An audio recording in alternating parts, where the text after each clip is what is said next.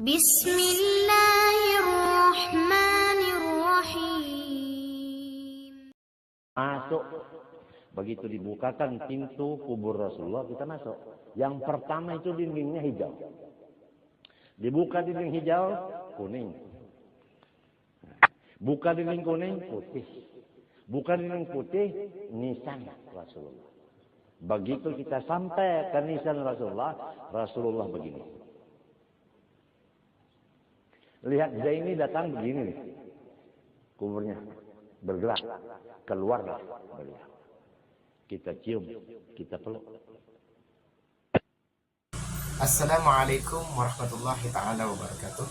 Teman-teman yang dirahmati dan dimuliakan Allah subhanahu wa ta'ala dimanapun berada, semoga kita semua senantiasa dalam kesehatan, panjang umur, dan semoga kita senantiasa dalam keadaan bertakwa kepada Allah subhanahu wa ta'ala. Amin ya rabbal alamin. Teman-teman yang dirahmati oleh Allah subhanahu wa ta'ala, saya agak sedikit miris dengan terus-menerusnya keadaan para ulama kita difitnah, keadaan para habaib kita dituduh yang macam-macam, dari mulai polemik nasab dan seterusnya sampai ada kelompok-kelompok yang menuduh bahwasanya para ulama, para habaib ini khurafat dan seterusnya hanya karena beliau-beliau ini menceritakan tentang mimpinya bertemu dengan Rasulullah SAW. Dan salah satu tokoh yang cukup difitnah dan disudutkan, bahkan ada tuduhan sesat, adalah Gurus Kumpul. Gurus Kumpul ini seorang yang alim, seorang yang warok, seorang yang humoris ketika menyampaikan ceramah-ceramahnya, pengajian-pengajiannya. Saya juga banyak memperhatikan potongan-potongan video terkait ceramah daripada Gurus Kumpul, dan saya menyukai beliau karena memang betul kata para ulama kita, salah satunya Ustaz Abi Hidayat, ya, banyak ulama-ulama yang terkenal yang mengatakan bahwasanya beliau itu adalah waliyun min awliyaillah, beliau adalah kekasihnya Allah, beliau adalah wali Allah. Dan saya pun meyakini bahwasanya beliau ini adalah wali Allah, sesuai dengan hadis Nabi yang dikatakan oleh Nabi apa?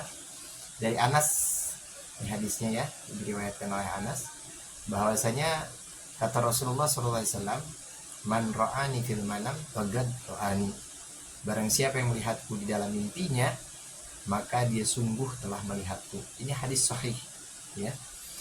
Kemudian dalam riwayat Abu Hurairah, Rasulullah SAW mengatakan, man ra'ani fil manam fasayarani fil yaqamah wala yatamassalu syaitan bi.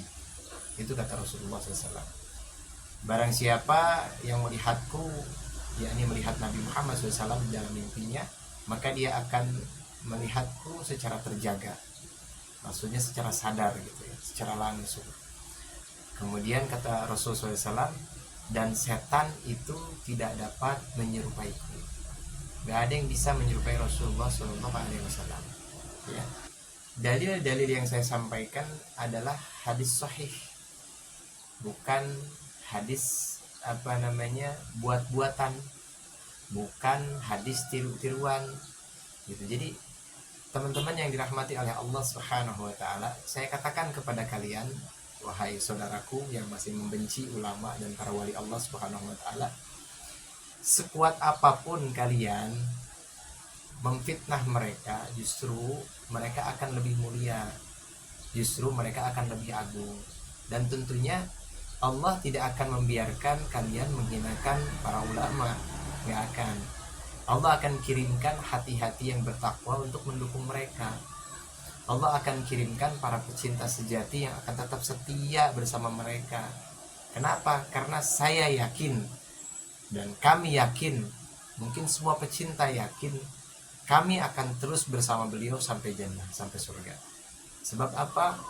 Kalau bukan kita berdampingan dengan orang-orang yang soleh, lantas kita akan berdampingan dengan siapa? Apakah kita harus berdampingan dengan para pembenci yang hatinya penuh kedengkian, yang hatinya penuh kedustaan, yang merasa hanya dirinya saja yang paling benar. Kami, para pecinta ulama, para pecinta habaib itu tidak pernah memulai segala sesuatu duluan. Sebetulnya memang perdebatan hal-hal kayak begini tuh kayaknya apa ya, buang-buang waktu. Karena sekalipun saya berdalil dengan Al-Quran, sekalipun saya berdalil dengan Al-Hadis, itu nggak akan diterima. Sebab apa? Yang akan diterima oleh mereka adalah yang hanya benar menurut mereka, bukan benar menurut kata Nabi, bukan benar menurut kata Allah Subhanahu wa taala. Makanya problemnya ini, muskilahnya ini, masalahnya di situ-situ aja, nggak berhenti-berhenti. Makanya teman-teman yang dimuliakan oleh Allah Subhanahu wa taala, di media sosial ini kita mesti betul-betul pandai memilih. Jangan sampai kita ini memilih yang justru akhirnya menjadikan kita ini timbul kebencian terhadap ulama, timbul kebencian terhadap para habaib. Jangan termakan fitnah mereka, jangan termakan adu domba yang sedang dilakukan oleh mereka. Kenapa kita tidak fokus dengan yang lebih yang lebih agung untuk dikerjakan? Seperti contoh kita Allahumma sholli ala sayyidina Muhammad, sama-sama lah sinergi dalam berdakwah. Toh nanti juga yang akan dipertanyakan itu diri masing-masing. Saya akan dipertanyakan oleh amal saya. Kemudian karena ya sebab amal saya gitu. Kalian pun sama akan dipertanyakan sebab karena amal kalian sendiri. Makanya jangan nyikut kalau nggak mau disikut. Gitu. Jangan mencari masalah gitu. Jangan membuat umat bingung. Jangan membuat umat ini jadi keder. Kalau yang saya perhatikan dari beberapa video, sayang kalau saya ini malas ya ngupload gitunya, video-videonya. Ulama yang kalangan mereka katanya begitu. Kita nggak mau kok salaman, nggak mau salaman cium tangan. Ujungnya salaman mereka pada cium tangan juga. Atau mereka santai-santai aja gitu kan. Kemudian mereka membanding-bandingkan. Ngapain habis sholat itu zikir wiridan? Nggak usah. Itu nggak diajarkan Nabi Muhammad SAW. Nah pertanyaan saya melihat ada satu tokoh mereka itu yang justru setelah sholat malah buka handphone.